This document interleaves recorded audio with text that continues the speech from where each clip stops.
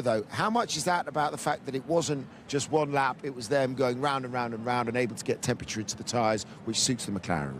So there's a few things came together, I think, for the McLaren there. So we have talked about that all weekend. We've talked about how potentially the track doesn't suit them, potentially wet conditions doesn't suit them, and then he goes and puts it on pole and proves us all wrong. But some of that was, they've obviously worked on those things. They've worked on this track. They've worked on their warm-up. We know those things. Also, where they placed the car, he was the last person, apart from Leclerc, properly, and potentially Piastri, to properly get a lap in those changing conditions, and that helped. Yeah, that really, that made the difference to where he finished. He was miles ahead. He purple, and then whoa, little save at the end. I mean, it cost him, didn't it? Because it was only a yellow sector but it was still enough. It just shows you that the gap that he had to still be 3 tenths ahead. Yeah, he would have lost a lot out of turn 16, all the way down to turn 17. It didn't matter. He was already a few tenths ahead. So I just loved it when he was in disbelief. But I'm on pole. Did no one else get a lap in? It's like, no, you just did better than everyone else. So, no, a really, really good lap. He stuck it on pole position, another big moment. Yeah, we saw that Oscar Piastri had an off following Charles Leclerc. No further action, we understand, between because of that and Isaac Hadjar. Let's hear from the Australian who qualified in 5th. So, Oscar, was it you got caught by the yellows on the last lap? Yeah. So how was the car up until that point? I mean, where could you have been if you'd not come across them? I don't know. There was a few things as well at the start of the lap that didn't go great from a operational point of view. I had to mess around with a few things that didn't quite go how I wanted. So I don't know how much time there was in there ultimately, and there's still 3 or 4 corners left to go. So difficult to say, but what I can say is there was more out there that we didn't get to use. Points come tomorrow, though, and clearly the team have worked on this car to make it better on this track in particular, because a lot of people were writing off the team for this race weekend. So can you look to tomorrow and think there is something you can do? You can challenge the likes of the Mercedes, the likes of Max around here tomorrow in the race? Yeah, I definitely think so. I think we've got a good car underneath us. It seems to be working well in all kinds of conditions. So I think we can have a strong race tomorrow and hopefully make up some spots. Thank you. Thanks, Oscar. Thanks. Well, Andrea, congratulations on the pole position. The Grand Prix drivers today demonstrated why they are the best in the world. There was some amazing skill out there on a very difficult track, but it seemed that Lando picked up where he left off in Brazil. Yeah, completely agree. Completely agree. One of the most difficult circuits to run in wet conditions. Very slippery tarmac, low temperature, the walls. So well done to everyone, pretty much, for the session being relatively clean compared to what it could have been. And it's good for our team because we have pole position with Lando, and a little bit of a shame with Oscar that found a yellow flag in the final attempt, which would have been his fastest lap, and could have put him in the first positions on the grid as well. Okay, yeah, I think they replayed somewhere where he was backed into maybe a position with Hadjar around the place, but that was because of the yellow flags. Without that, what, second row, something like that? Yeah, I think the P3 was possible with Oscar. I'm not sure, I should look at the details, but what's possible counts up to a certain point. P5 is still a good position. I think we have a competitive car this year. Vegas has been one of the places in which we have traditionally struggled in the previous 2 editions, so there's been an important investment in terms of understanding the technical and also the driving characteristics, trying to improve. So far good news, but obviously what counts is tomorrow, and we will try and do our best and finish on the podium with both cars. Okay, we'll see what happens tomorrow. Thanks very much. 4th consecutive race that Oscar Piastri will start outside of the top 3. I mean, with regards to what happened there, it seemed like Isaac Hadjar was up the inside. As we said, no further action from the stewards. Yeah, so I actually went to grab a cup of tea from McLaren and bumped into Tom Stallard and the race engineer for Oscar Piastri, and he said that Piastri had lifted for the yellow flag that he could see ahead. So he'd done a lift. That allowed Isaac Hadjar to be alongside. So I think from their side, they think there's nothing doing with the Hadjar thing. It was just that Piastri was unlucky, got the yellow flag, lifted out of it, and then what we seen when it clips in is that the two of them were together. I think, I'm very, very surprised, just like you. I think if he'd hit him, he would have got a big penalty. But didn't hit him. It's a funny one, isn't it? Because there wasn't actually a yellow flag at the apex anymore, but he didn't lift through the yellow flag zone, the first one he saw. So, I'm amazed he hasn't got a penalty as well. We've seen penalties for a lot less. Yeah, and with regards to Oscar Piastri, just to bring you in on that one, now obviously because of the yellow flag, he's down in fifth, and it was a session really where he needed to get ahead of his teammate, and close but no cigar again. Yeah, like he said, Simon, that things were going against him. I don't know exactly what he means by that, but things were going against him out of sequence, perhaps, in the laps with Lando. But from quite early on in the session, it seemed like Lando just had the bit between his teeth. He wanted that pole position. I didn't think he were, I stand corrected, I didn't think McLaren would have the speed, particularly in these conditions. And Lando he took that car by the scruff of the neck and did the business. And I think Piastri was always that little bit of a step behind. I'm not exactly sure whether that was pure driving or systems in the car just weren't to his liking, perhaps, and couldn't do anything about it. But I was really impressed with Lando there. I'm not sure that Oscar would have toppled Lando's performance, but certainly would have been higher up on the grid. There we go. As you mentioned, he's taken the championship by the scruff of the neck over the last couple of race weekends as well as that lap, which was another brilliant display by the British driver. We're going to take a short break in a moment, but first of all, let's hear from him. Lewis, what were the difficulties in general? What feeling did you have in the car, like driving on ice?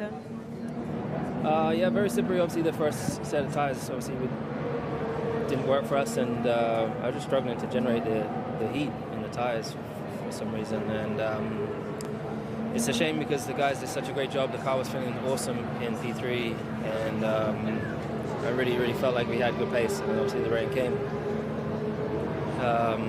Not a lot to say really from there, to be honest. What happened in the last lap? Did something happen in timing, in your opinion?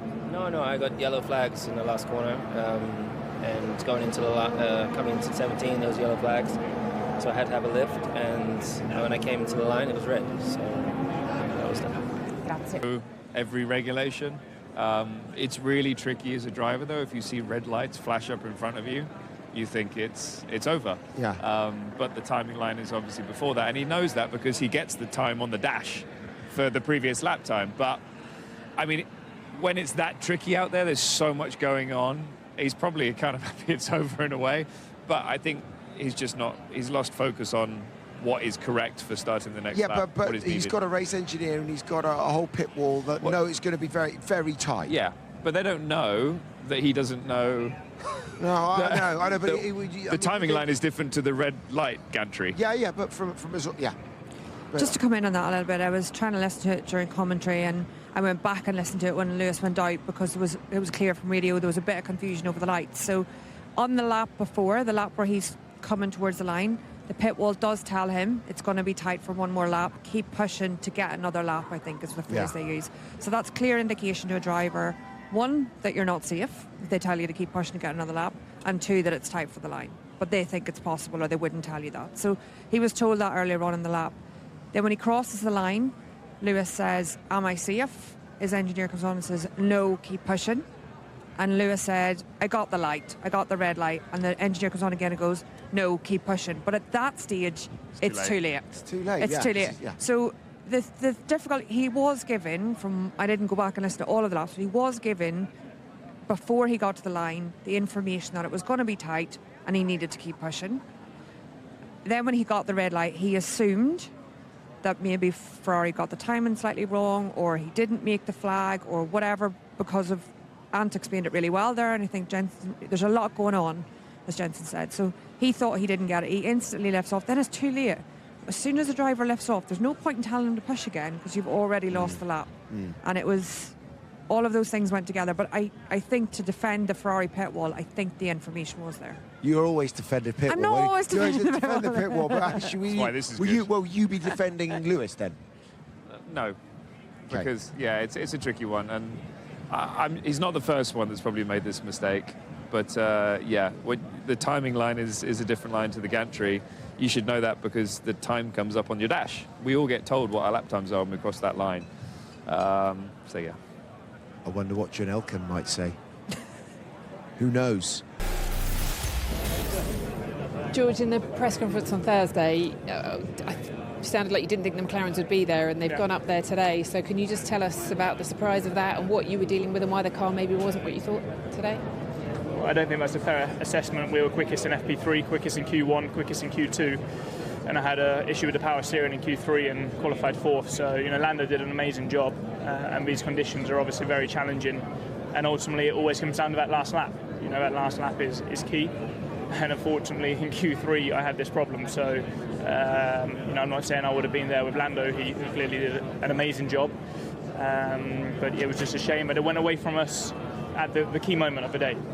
What was the steering issue? Can you tell us any more about it? I don't know, to be honest. I jumped out of the car 10 minutes ago, but just suddenly on one lap, I didn't hit a wall or anything, but the steering got really heavy. Every time I was sliding, I couldn't control. It was like getting locked in position.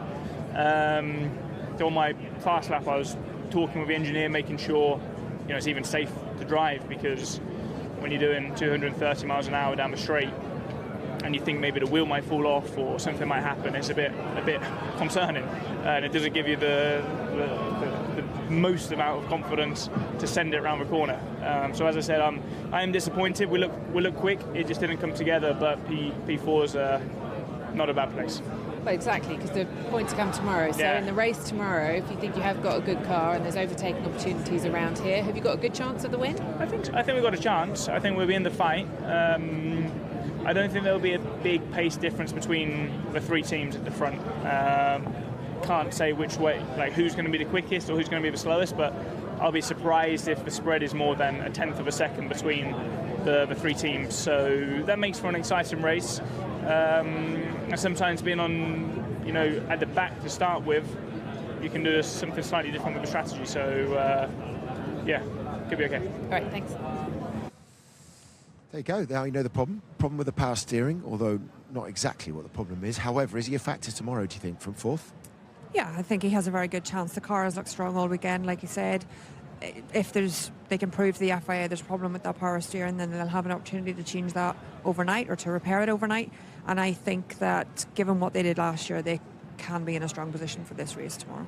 Yeah, definitely. He's been on it all weekend, hasn't he? Yeah. He's been up there fighting for fastest in every session. So, yeah, I'm sure it's a bit frustrating. It's also not a nice feeling having a heavy steering when you're trying to catch slides and stuff. So, hopefully they can sort that. And I think he's going to be a player tomorrow for the win. Yeah, look, he might even get a place further forward as well. We don't know the outcome of Carlos Sainz going to the stewards, but it looked like, Anthony was saying at the Sky Pad, do you think that could have been a penalty? Yeah, I think so. When you see him come onto the track and there's another car coming fast at you, it seemed pretty clean cut. It seemed pretty black and white in terms of a penalty to me. Yeah, but so did Hodges, in a way. But it's not being investigated. Yeah. But it? Don't know. But no, he came on the track. Yeah. You could always say that I couldn't see the car coming. It was dark, but it is a tough one he got in the way. He did get in the way. Okay, we'll see what happens there. Let's hear from Pierre Gasly. Delighted, we understand, to be inside the top 10. Yeah, that looked like a really difficult session. How tough was it in the car? It was absolutely mental. It's conditions that we don't get very often. I must say, on my side, I love it. It's you're sliding so much, you have so much adrenaline, you don't really know what's going to happen. You got to figure out, in very, very quickly. We didn't drive in P3, so going out in Q1 was, we knew we had limited amount of laps, and it's very tough, especially when you go through some places at 280 kph and you're having all these snaps and wheel spin, and it's pretty cool. Everybody seems to be full of adrenaline walking in here right now. I'm not gonna sleep tonight. I know I'm done. It's been a long time since I've had that much. Probably Brazil last year. But also this track is like, you know, the last king before the finish line is not even a corner on the dry. Suddenly you go there on the wets and cold tires, everything, and you think twice, you know, before you get there. And all this high-speed section as well. Yeah, it's something. You were quick in the dry here, though, as well in this car. So are there points available tomorrow? Yeah, I mean, try to take one session at a time and try to focus on our thing. Brazil, we managed to do points and Q3, and I'm glad we managed to get in the top 10 again today. So, yeah, it's tough. Overall, it's tough for us, but, you know, step by step, session by session, we managed to do a decent job. So we've got to keep going. Well done. Thanks. Thank you. I love that he's taken a sort of perverse type of enjoyment out of that. I mean, could you have enjoyed this, or you just enjoy it when you've finished the lap and you've got around in one when piece? you've got back to the pits? Yeah. And he's put it in P10, which is a lot more than what they would expect any other track this year. So, yeah, I've never felt like that before in these conditions. Is this as difficult as it gets? A fast street track like this? It really is. With no grip whatsoever. You know, 200 miles an hour braking into turn 14. You've got corners like turn 10 and 11 that aren't normally corners, and suddenly they are in these conditions. Lots of white lines crossing the track in all different sorts of directions, and yeah, the car's moving the whole time underneath you, and to see them balancing it through 14, 15, 16, it was a pleasure to watch. But I wouldn't have wanted to be in the cockpit. But actually, you have to celebrate them. Let's finish with that, because it was only Alex Albon that went into the wall. There was so much great driving going on out there, and it demonstrates that they are the best 20 drivers in the world. Yeah, it totally does. And I think all of us here before qualifying, we're looking at how damp it was underfoot, still raining, going, this is going to be a long, drawn-out qualifying. There's going to be a lot of stoppages. I mean, actually, we had none of that, you know. We had a slight delay to Q2 for that barrier damage. But fair play to all the drivers. They kept it clean. And we got to see some really impressive lap times there. We got to see some really impressive Very laps. quickly, prediction for tomorrow. Who's going to win this race? George Russell. I'm going to go with Verstappen then. OK, fair enough. Ted's Quali Notebook follows us here on Sky Sports F1. We'll be back tomorrow, and you can find out exactly who wins it. We'll be on air from 2:30. Lights out for the Las Vegas Grand Prix at 4 a.m. Lando Norris is on pole.